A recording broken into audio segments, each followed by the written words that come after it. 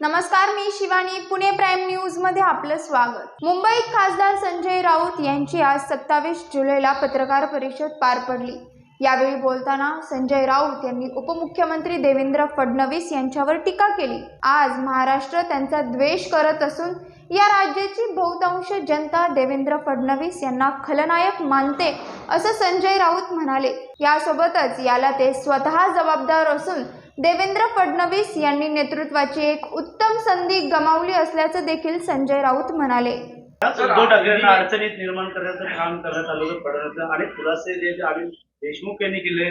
उद्धव ठाकरे असेल, देवेंद्र फडणवीस बरं का, ही राजकारणातली पावसाळ्यात उगवलेला छत्री आहे. कसं आता राजस्थान, मध्य प्रदेश वगैरे अनेक भागामध्ये मुख्यमंत्री नेमले गेले, कोणाला माहीत नाही.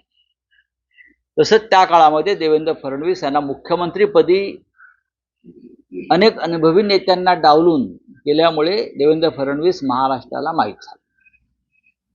देवेंद्र फडणवीस यांना नेतृत्व करण्याची चांगली संधी प्राप्त झाली. पण कपट कारस्थानाचं राजकारण, दळभद्री राजकारण, महाराष्ट्राला कलंकित करण्याचं राजकारण त्यांच्या नेतृत्वाखाली झाल्यामुळे त्यांनी महाराष्ट्र कलंकित केला आणि आज महाराष्ट्र त्यांचा द्वेष करतो.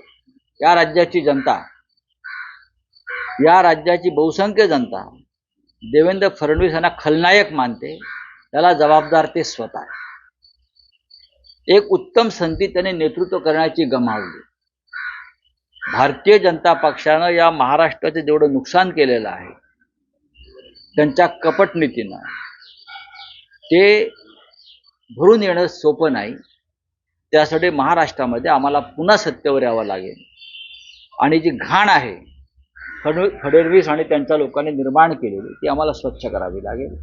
आणि या राज्याची जनतेनं आम्हाला लोकसभेला आशीर्वाद दिला आणि या राज्याची जनता आम्हाला विधानसभेलाही आशीर्वाद देईल.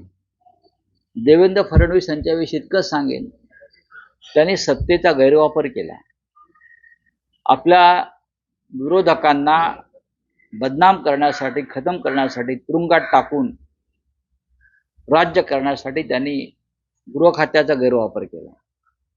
त्यांच्या अवतीभोवती असे लोक आहेत, भ्रष्ट, कलंकित, व्यभिचारी.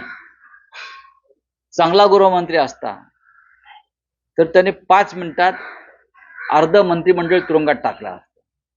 इतके भ्रष्ट लोक त्यांच्या मंत्रिमंडळामध्ये आहेत. पण त्यांच्या सोबतीनं ते राज्य करतायत. हे महाराष्ट्राला, महाराष्ट्राच्या संस्कृतीला शोभणारं नाही. सर, आज नीती आयोगाची आज बैठक आहे. काय वाटतं महाराष्ट्राला काय मिळेल? महाराष्ट्रावरती 8 लाख कोटीचं कर्ज आहे. 8 लाख कोटीचं कर्ज घेऊन या राज्याचे अर्थमंत्री, मुख्यमंत्री नीती आयोगापुढे जाणार. हे कर्ज का झालं आणि कोणी केलं याचं उत्तर आजच्या राज्यकर्त्यांकडे नाही. कर्जाचा डोंगर असताना फक्त निवडणुका जिंकण्यासाठी घोषणा करतायत, अनेक घोषणा करतायत. नीती आयोग जो नीतिमान असेल तर ते मुख्यमंत्र्यांना विचारतील, हे पैसे तुम्ही कुठून आणणार?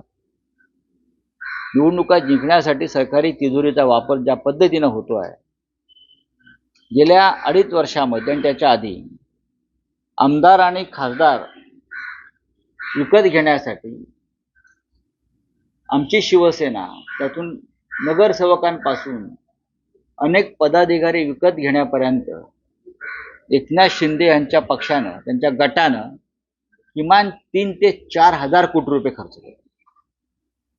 हा पैसा राज्य सरकारचा, पण तो काळ्या मार्गानं लिक्विड कॅशच्या माध्यमात शिंदे गटाकडे गेला आणि तो राजकारणात आला. भ्रष्टाचाराची गंगा ही कशी वाहते महाराष्ट्रात त्याचे उत्तम उदाहरण आहे.